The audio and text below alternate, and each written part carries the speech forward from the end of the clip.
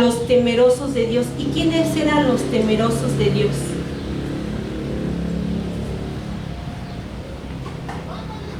Los gentiles eran los temerosos de Dios. Y aquí en el manual nos lo dice, que los gentiles eran los temerosos de Dios.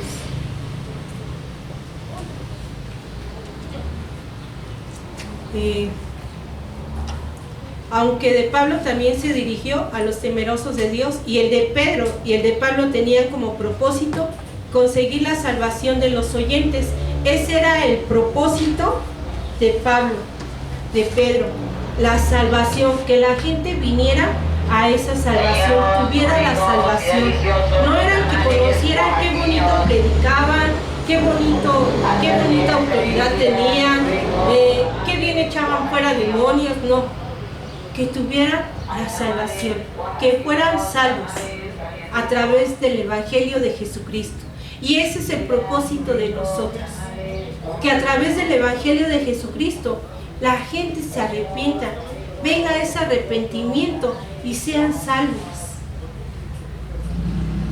No nada más que conozcan y que digan, es que yo alabé y sentí bonito y alcé mis manos. No, que sean salvos de esa muerte eterna. Ese es el propósito, que llevemos a esa gente el Evangelio de Jesucristo. No mis testimonios de que eché fuera demonios, no, eso no. Que conozcan el Evangelio de Jesucristo, lo que Jesucristo hizo por ellos. Ese derramamiento de sangre en la cruz por el perdón de pecados. Que puedan ver, que puedan sentir el dolor que Jesucristo sufrió por el pecado que había en nosotros.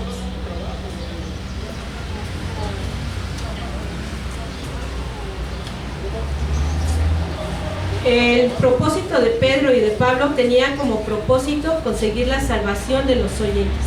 El mensaje de Esteban y el de Pablo, por su parte, tenía como objetivo advertir las consecuencias de la desobediencia a la incredulidad. Y esa es la manifestación de la incredulidad, la desobediencia. Porque no has creído lo que puede pasar, la consecuencia que viene a tu vida. Por eso es que hay desobediencia. Si realmente estuviéramos firmes y creyendo, no caminaríamos en desobediencia. Seríamos temerosos realmente de lo que Dios nos habla en su palabra, de lo que Dios nos enseña a través de su palabra. No habría desobediencia, de verdad que caminaríamos en esa obediencia. Pero para poder caminar en esa obediencia tenemos que conocer la palabra de Dios. ¿Cómo voy a ser obediente a mi autoridad si no conozco la base, el principio? Si no conozco la voluntad de Dios. Por eso es que se manifiesta. Si no he pasado mi 5.º nivel, ¿cómo me voy a sujetar a mis autoridades? Porque es el llamado a nuestros hermanos nuevos a tomar su discipulado. Porque ahí es a donde van a empezar a conocer el plan de Dios para sus vidas. Ese llamado que Dios tiene para cada uno de nosotros, que trae un propósito, como ya lo vimos al principio, que nada es por voluntad propia, todo tiene un propósito. Introducción a la predicación Hechos 13:16. Vamos a 13:16. Capítulo 13, 16. Amén. Entonces Pablo, levantándose, echó señal de silencio con la mano, dijo: varones israelitas, y los que teméis a Dios, oíd. Dice que los que teméis a Dios. Esto es, si podemos ver, hace rato hablábamos, ¿no? Si tú tienes comunión con Dios y estás en esa intimidad con Dios, vas a escuchar la voz de Dios.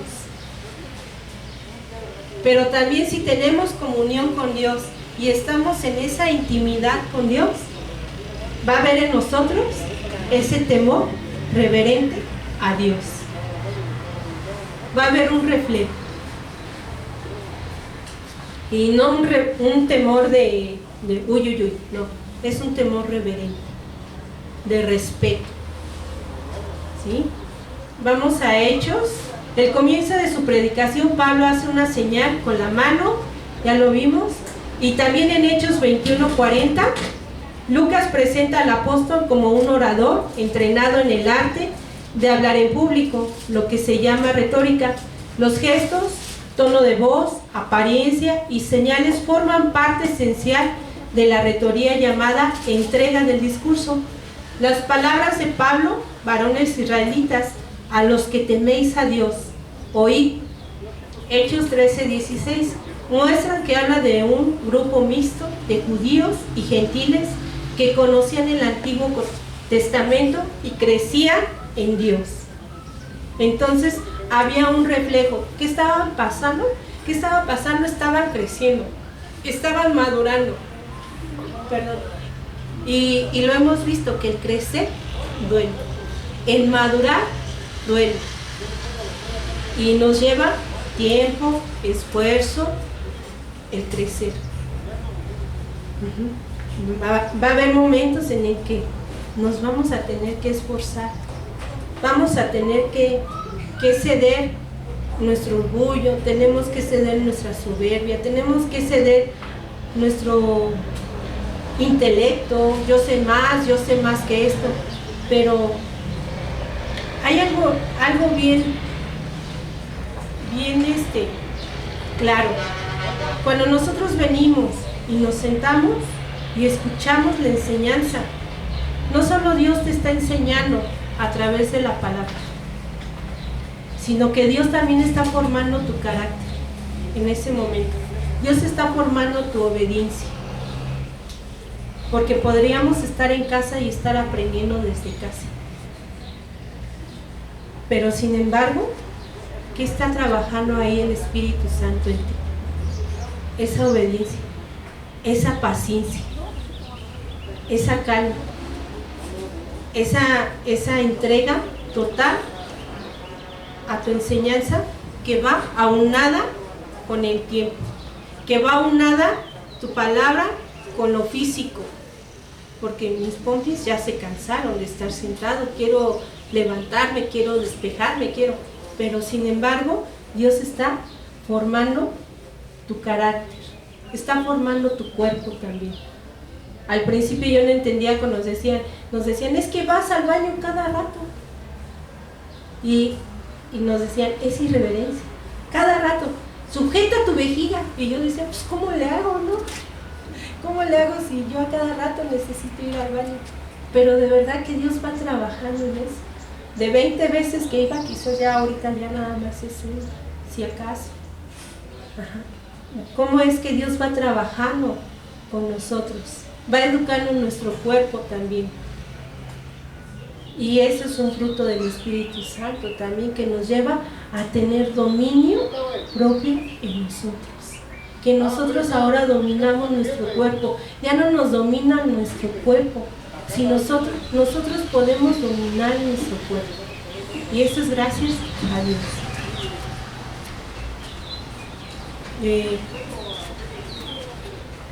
Dice, los puntos principales de esta narración son: 1, Dios escogió a Israel y le dio una tierra a pesar de su mal comportamiento. Dice que Dios escogió a Israel y les dio una tierra a pesar de su mal comportamiento. Hechos 13, 17 al 20 también nos habla, dice, cuando pidieron un rey, Dios les dio a Saúl, después a David. Hechos 13, 21, 22, David agradó a Dios y uno de sus descendientes, Jesús, fue el cumplimiento de las promesas. ¿Quién fue el cumplimiento de las promesas de todo? De todo lo que habla la Biblia. Jesucristo. Jesucristo es el cumplimiento de toda la palabra de Dios. La promesa. Que somos salvos por Cristo Jesús. Lo que Él llevó a cabo en la cruz. Que venció la muerte. Entonces, que por Él es que somos reconciliados con Dios. Antes estábamos en enemistad, éramos enemigos de Dios porque hacíamos lo que no le agradaba a Dios, estábamos en contra de la voluntad de Dios, caminábamos en contra de la voluntad de Dios. Pero Jesucristo nos vino a reconciliar con Dios. La narración de Pablo, aunque destaca la desobediencia de Israel, se enfoca en Jesús, el cumplimiento de la promesa de Dios. La de Pedro también es diferente. Su propósito era contestar la queja de los oyentes en cuanto a que los discípulos estaban borrachos, pero recordemos que eso decía la gente, que los discípulos estaban borrachos porque los veían hablar en lenguas en el día del Pentecostés, que decían que estaban llenos de mosto, pero sin embargo, ¿qué era? La presencia del Espíritu Santo en sus vidas, la llenura del Espíritu Santo, y que no estaban hablando en lenguas, como nos lo ha enseñado nuestro pastor, que no es esa, ¿no? Sino que estaban hablando en otros idiomas, porque habla de que había personas de otros países y ellos entendían lo que estaban hablando. Y sí, es como cuando te vas al centro, ¿no? Por ejemplo, aquí al centro, pues te encuentras con chinos, te encuentras con italianos, te encuentras con franceses, americanos, y los escuchas hablar, y escuchas a los mexicanos y dices, pues este es mexicano, está hablando español. Y también puedes percibir que el otro está hablando inglés, pero ese es otro idioma, otra lengua. Entonces, a eso se refería, no porque estuvieran borrachos, y el gozo que había en ellos, ese gozo, esa paz, esa felicidad natural que había. Cuando estamos cantando alabanzas a Dios, cómo nos regocijamos, y no necesitamos de alcohol, no necesitamos de alguna sustancia tóxica para estar en esa forma, sino que es la presencia del Espíritu Santo en nosotros que te lleva a alabar y glorificar a Dios. Dice que el propósito de la predicación de Hechos 13:26, varones hermanos, hijos del linaje de Abraham, y los que entre vosotros teméis a Dios, a vosotros es enviada la palabra de esta salvación. Para introducir su propósito, es decir, la razón del discurso, Pablo nombró de nuevo a sus oyentes. Esta vez, en lugar del término israelitas, usó hijos del linaje de Abraham, para indicar a los judíos, esto para enfatizar que ellos eran los herederos de la promesa de Dios. Se dirigió también a los gentiles con la misma frase que usó antes, los que teméis a Dios. ¿Ya vieron a dónde dice que eran los gentiles? ¿Sí están leyendo su manual en casa, hermano? Sí. Ahí se lo dejo de tarea, que lo estén leyendo. Léanlo, y así Dios los va a llevar a ese enriquecimiento de la palabra. Cuando alguien nos diga quiénes eran los que decían que teméis a Dios, a los gentiles. Ajá. ¿Y quiénes eran los gentiles? No eran hijos de la promesa, ¿no? Dice, Pablo resume su propósito en la frase, el mensaje de salvación. Pruebas de la predicación, Hechos 13:27 al 37. ¿Quién me apoya a leer eso? Ese pasaje, Hechos 13:27 al 37. Porque los habitantes de Jerusalén y sus gobernantes, no conociendo a Jesús, ni las palabras de los profetas que se leen todos los días de reposo, las cumplieron al condenarlo. Y sin hallar en él causa digna de muerte, pidieron a Pilato que se le matase. Y habiendo cumplido todas las cosas que de él estaban escritas, quitándolo del madero, lo pusieron en el sepulcro. Mas Dios le levantó de los muertos, Y él se apareció durante muchos días a los que habían subido y juntamente con él de Galilea a Jerusalén, los cuales ahora son sus testigos ante el pueblo. Y nosotros también os anunciamos el evangelio de aquella promesa hecha a nuestros padres, la cual Dios ha cumplido a los hijos de ellos, a nosotros, resucitando a Jesús, como está escrito también en el Salmo 2: mi hijo eres tú, yo te he engendrado hoy. Y en cuanto a que le levantó de los muertos para nunca más volver a corrupción, lo dijo así: os daré las misericordias fieles de David. Por eso dice también en otro salmo: no permitirás que tu santo vea corrupción. Porque a la verdad David, habiendo servido a su propia generación, según la voluntad de Dios, durmió y fue reunido con sus padres y vio corrupción. Mas aquel a quien Dios levantó no vio corrupción. Dice que no vio corrupción. En esta sección del discurso, Pablo presenta un resumen de la muerte y resurrección de Jesucristo. Es lo que nos está hablando aquí Pablo. Nos está hablando de la resurrección de Jesucristo. Y luego expone una serie de citas del Antiguo Testamento, junto con un comentario breve sobre cada una. Las citas llevan al oyente a concluir que Jesús es el medio de salvación que Pablo anunciaba. Entonces Pablo lo que anunciaba era el Evangelio de Jesucristo. El resumen de la muerte y resurrección de Jesús enfatiza que todo eso cumplió las profecías. Pablo se refería a la culpabilidad de los judíos y los romanos, a la inocencia de Jesús, su muerte, sepultura, resurrección y a los múltiples testigos de ella. ¿A quiénes culpaba Pablo de la muerte de Jesucristo? A los judíos y a los romanos. Dice de la inocencia de Jesús, su muerte, sepultura, resurrección y a los múltiples testigos de ella. Y dice que a los múltiples testigos, o sea, también a los que estuvieron alrededor, a los que nada más fueron a campanear, quizás no, nada más fueron a darse una vueltecita para ver qué veían, qué escuchaban, pero fuiste testigo. Ajá. Estuviste ahí, fuiste testigo. Entonces Pablo también acusaba a aquellos. Por muy de lejitos que haya visto, también vistes. Ajá.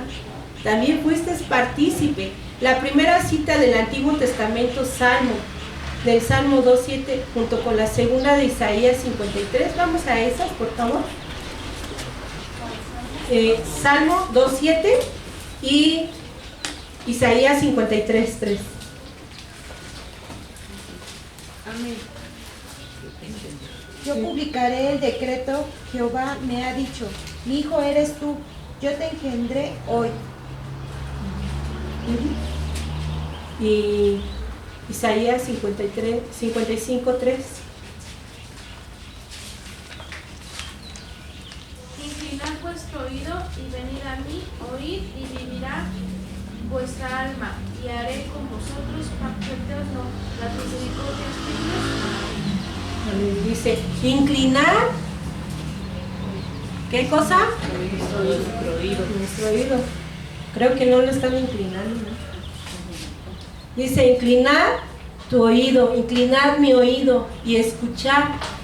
Escuchar. ¿Y cómo es que inclinamos nuestro oído? ¿Cómo es que escuchamos? Ya lo dijimos, hay 2 puntos que hemos dicho.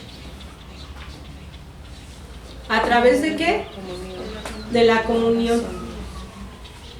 A través de tener esa comunión y a través de ese temor reverente es que escuchamos la voz de Dios. Dice Isaías 53:3, constituye la evidencia que Pablo expuso de que Jesús fue el cumplimiento de las promesas de Dios al pueblo de Israel. La tercera cita, Salmo 16:10, muestra que Jesús cumplió la profecía en ese versículo referente a no experimentar la corrupción después de su muerte. El autor de Salmo, David, no lo cumplió, pero su descendiente, Jesús, sí, él cumplió. ¿Sí? Dice que cumplió la profecía en ese versículo referente a no experimentar la corrupción de su muerte. Vamos a la conclusión. Dice, la conclusión contiene una declaración de lo beneficioso de creer el mensaje y una advertencia contra las consecuencias de la incredulidad. Entonces volvemos. Podremos escuchar la palabra de Dios, pero una cosa es escuchar y otra es creer. Ajá. Podremos estar sentados escuchando, pero otra cosa es escuchar, entenderla, recibirla. Ajá. Nos lo ha dicho, nos lo han enseñado que poner atención es cambiar, ¿no? Cambiar. Viene un cambio a nuestras vidas. Cuando nosotros ponemos atención a lo que Dios nos está hablando, viene un cambio a nuestras vidas, porque estamos atentos. Los beneficios incluyen el perdón de los pecados y la justificación, lo que la ley de Moisés no pudo dar. Esto concuerda con lo que Pablo escribió en sus cartas en Romanos 3, 28 al 30. Vamos a Romanos 3, 28 al 30.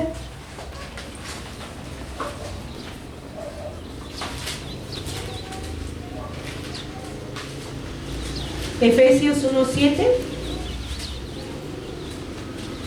Colosenses 1, 14. ¿Me apoyan con Romanos 3, 28 al 30? Concluimos, pues, que el hombre es justificado por fe sin las obras de la ley.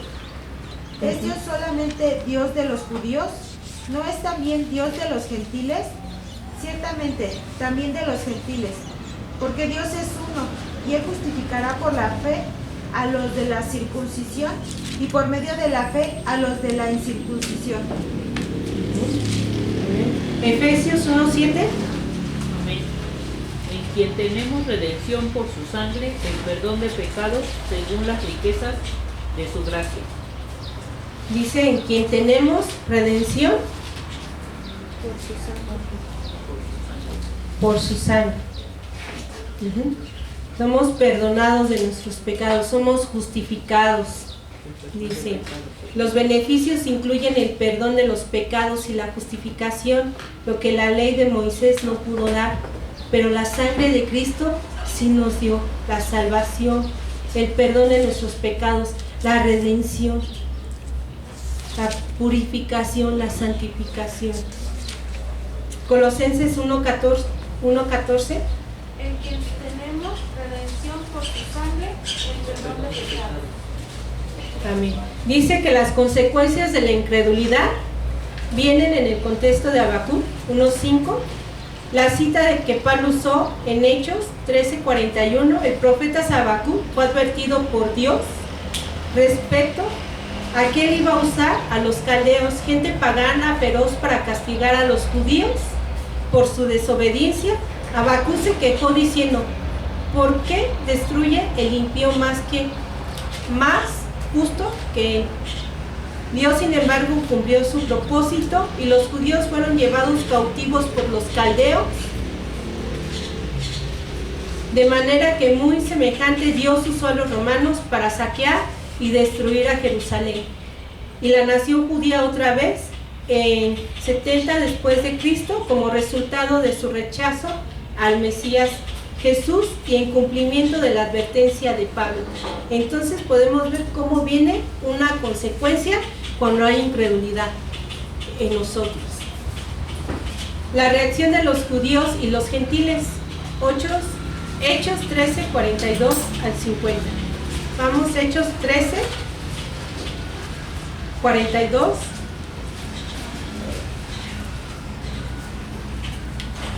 ¿Quién me apoya con esta lectura? Cuando salieron ellos de la sinagoga de los judíos, Los gentiles le rogaron que el siguiente día de reposo les hablasen de estas cosas. Y despedida la congregación, muchos de los judíos y de los prosélitos piadosos siguieron a Pablo y a Bernabé, quienes hablándoles les persuadían a que perseverasen en la gracia de Dios. El siguiente día de reposo se juntó casi toda la ciudad para oír la palabra de Dios, pero viendo los judíos la muchedumbre, se llenaron de celos y rebatían lo que Pablo decía, contradiciendo y blasfemando. Entonces Pablo y Bernabé, hablando con denuedo, dijeron: a vosotros, a la verdad era necesario que se os hablase primero la palabra de Dios, mas puesto que la desecháis y no os juzgáis dignos de la vida eterna, he aquí nos volvemos a los gentiles, porque así nos ha mandado el Señor diciendo: te he puesto para luz de los gentiles, a fin de que seas para salvación hasta lo último de la tierra. Los gentiles, oyendo esto, se regocijaban y glorificaban la palabra del Señor, y creyeron todos los que estaban ordenados para vida eterna. Y la palabra del Señor se difundía por toda aquella provincia. Pero los judíos instigaron a mujeres piadosas y distinguidas y a los principales de la ciudad, y levantaron persecución contra Pablo y Bernabé, y los expulsaron de sus límites. ¿Hasta ahí? Ajá. Aquí dice: los gentiles, oyendo esto, se regocijaban y glorificaban la palabra del Señor, y creyeron todos los que estaban ordenados para vida eterna. ¿Cómo es que habían dos grupos? Unos que ya estaban ordenados para vida eterna, y otros que no estaban ordenados para vida eterna. Y podemos ver el reflejo de ambos grupos.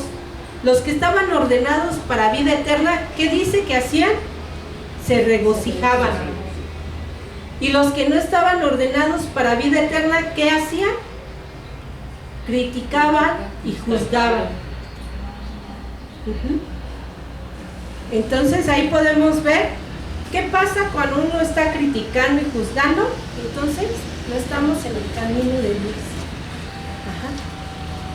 Si estamos criticando y juzgando, no estamos en el camino. Es muy diferente cuando uno tiene dudas y dices: bueno, yo como que aquí no comparto esto, no estoy de acuerdo, pero a ver, vamos. Y aparte, ¿no? Pregunto. Pero qué diferente es cuando uno se enfoca a criticar y a juzgar. Porque el criticar y juzgar no edifica. Eso no edifica. Entonces, y no proviene de Dios. Dice: la primera reacción de los judíos y los gentiles fue acompañar a Pablo y oír más de lo que predicaba. Pero cuando los primeros vieron la multitud reunida para escuchar al apóstol, la semana siguiente sintieron celos e ira al ver cómo la gente se reunía para escuchar a Pablo. Cuando vemos que una persona empieza a ser usada por Dios, va a haber una reacción opuesta de otras personas. No les va a agradar. Entonces tenemos que orar a Dios para que siempre estemos de acuerdo con la voluntad de Él, con Él. Recordemos cómo fue levantado Pablo, cómo fueron llamados ellos. Fueron llamados por el Espíritu Santo. Entonces aquí dice que aunque estaban con Pablo, escucharon, vieron, degustaron de la palabra, pero ¿qué pasó? Criticaron y se llenaron de ira, por envidia, por celos. Pero sin embargo otros, que dice que hicieron, glorificaron y se regocijaban en la palabra de Dios. Dice: el resultado fue escuchar al apóstol la semana siguiente sintiendo celos e ira. El resultado fue un debate en el que se opusieron a lo que Pablo decía, y esto era de parte de los judíos. Este respondió con la frase: a vosotros, a la verdad era necesario que se os hablase primero la palabra de Dios. Mas puesto que la desecháis y no os juzguéis dignos de la vida eterna, he aquí nos volvemos a los gentiles. Entonces, a ver, ambos escucharon la palabra de Dios, gentiles y judíos. No quisieron los judíos, entonces los gentiles fueron los que la recibieron. ¿Sí? Ellos fueron los que recibieron la palabra de Dios. Y vamos más adelante. Y no os juzgáis dignos de la vida eterna. He aquí, nos volvemos a los gentiles. Hechos 13:46. Y añadió una cita de Isaías 49:6. Vamos a esa cita, por favor. Apóyenme, por favor. Isaías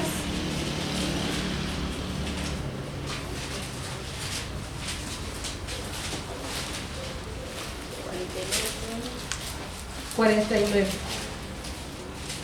49. Amén. 40. Dice, poco es para mí que tú seas mi siervo para levantar las tribus de Jacob y para que restaures el remanente de Israel. También de ti por luz de las naciones, para que seas mi salvación hasta lo postrero de la tierra. Dice en Isaías que predice la extensión de la salvación de Dios a los gentiles. Es importante entender esto correctamente en el contexto global del libro de Hechos. No quiere decir que los judíos estuvieran eximidos de escuchar la predicación del Evangelio desde ese momento en adelante, pues Pablo volvió a predicar en sinagogas repetidas veces a través del resto de los hechos.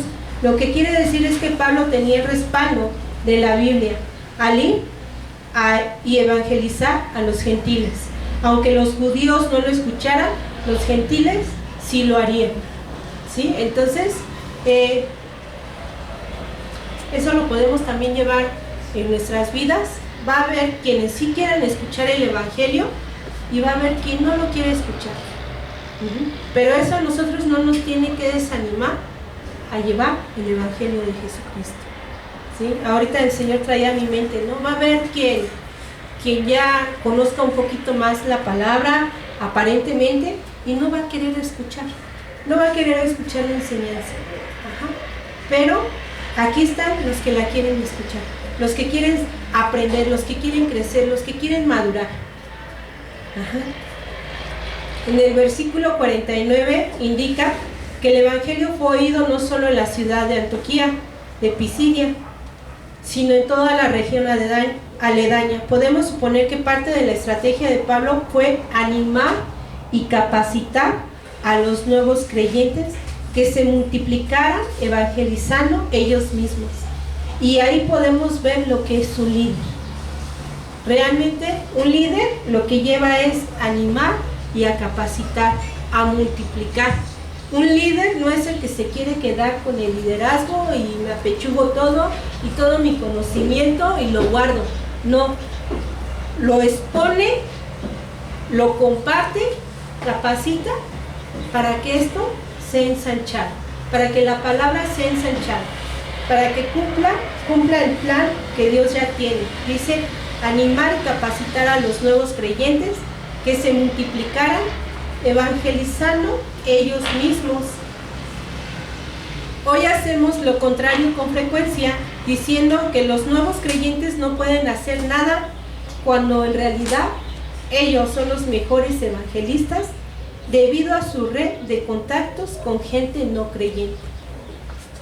Y sí lo podemos ver, ¿no? Como un hermano nuevo te lleva a muchos que aún no conocen de la palabra.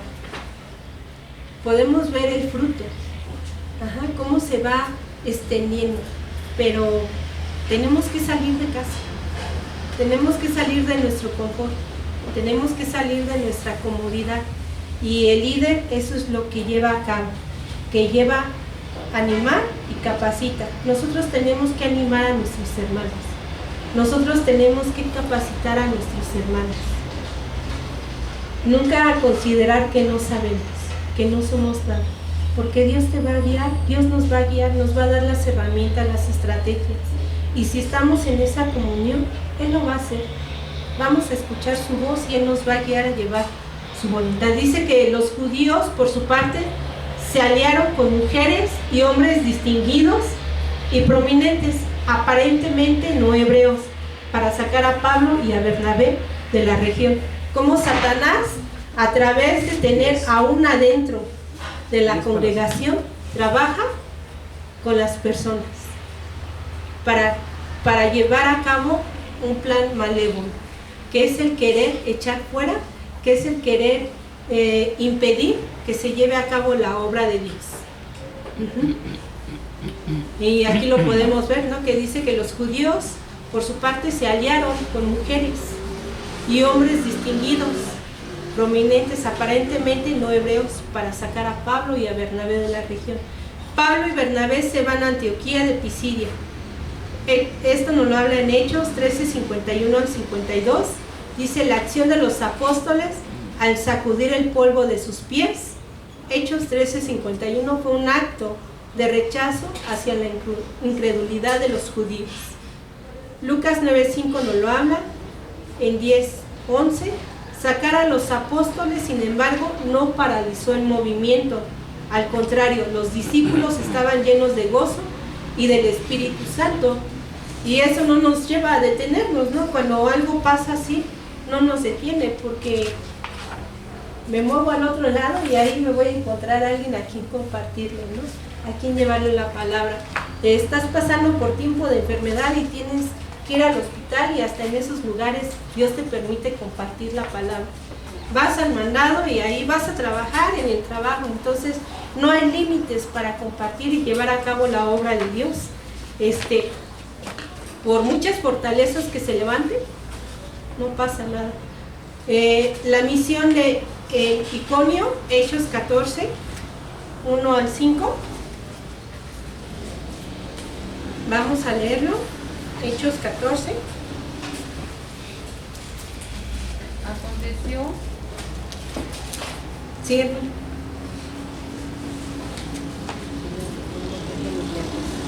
Aconteció en Iconio que entraron juntos a la sinagoga de los judíos, y ¿me podían apoyar? Es que no sé qué dice. Sinagoga de los judíos, y hablaron de tal manera que creyó una gran multitud de judíos y asimismo de griegos. Mas los judíos que no creían excitaron y corrompieron los ánimos de los gentiles contra los hermanos. Por tanto, se detuvieron allí mucho tiempo, hablando de nuevo, confiados en el Señor, el cual daba testimonio a la palabra de su gracia, concediendo que se hiciesen por las manos de ellos señales y prodigios. Y la gente de la ciudad estaba dividida. Unos estaban con los judíos y otros con los apóstoles. Pero cuando los judíos y los gentiles, juntamente con sus gobernantes, se lanzaron a afrentarlos y apedrearlos. Dice: aconteció en Iconio que entraron juntos en la sinagoga de los judíos y hablaron de tal manera que creyó una gran multitud de judíos y asimismo los griegos. Mas los judíos no creían, excitaron y corrompieron los ánimos de los gentiles contra los hermanos. Por tanto se detuvieron allí mucho tiempo, hablando con denuedo, confiados en el Señor. O sea, se levantaron fortalezas, pero eso no los llevó a retroceder, sino que ellos permanecieron, y dice que ellos hablaban con denuedo y confiados en el Señor, el cual daba testimonio a la palabra de su gracia, concediendo que se hiciese por las manos de ellos señales y prodigios. O sea, cómo el Señor se estaba manifestando a través de lo que ellos estaban haciendo en señales y prodigios. Y la gente de la ciudad estaba dividida, unos estaban con los judíos y otros con los apóstoles. Pero cuando los judíos y los gentiles, juntamente con sus gobernantes, se lanzaron a enfrentarlos y a apedrearlos.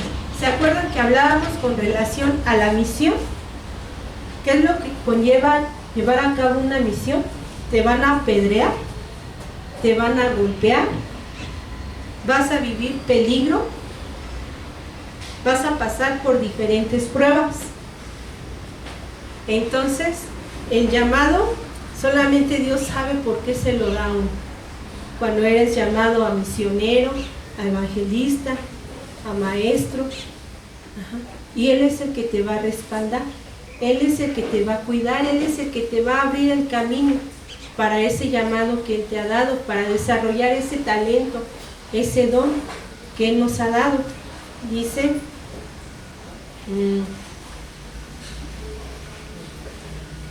los judíos no construían sinagogas, sino había una población hebrea de al menos 12 cabezas de familia.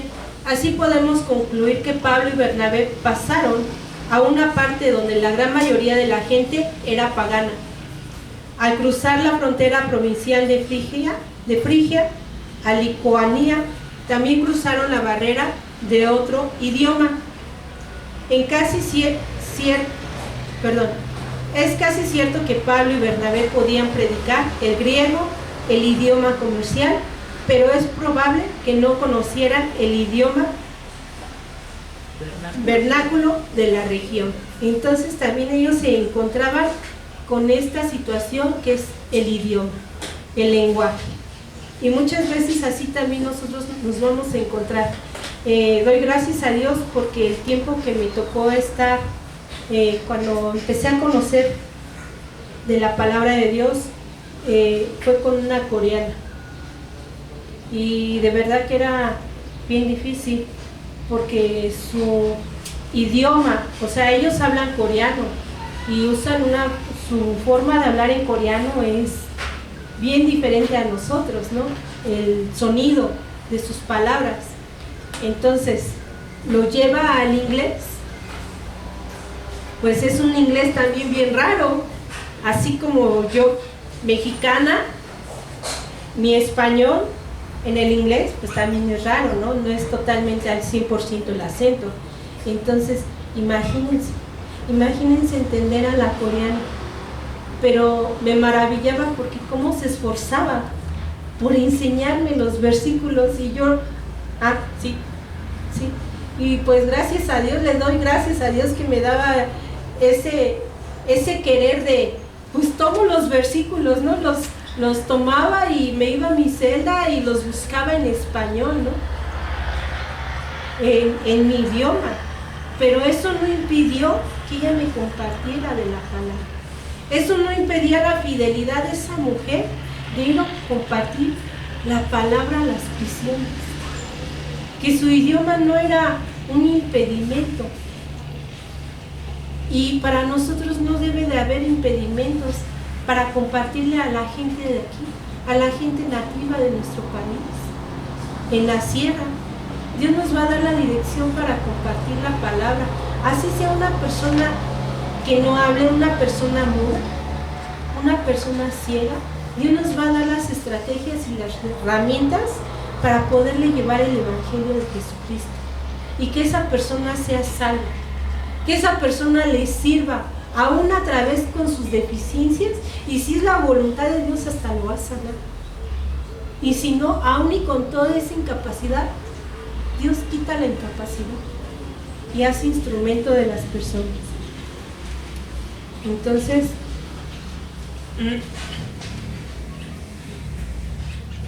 los judíos, al cruzar la frontera provincial de Frigia y Laquina, también cruzaron la barrera dentro de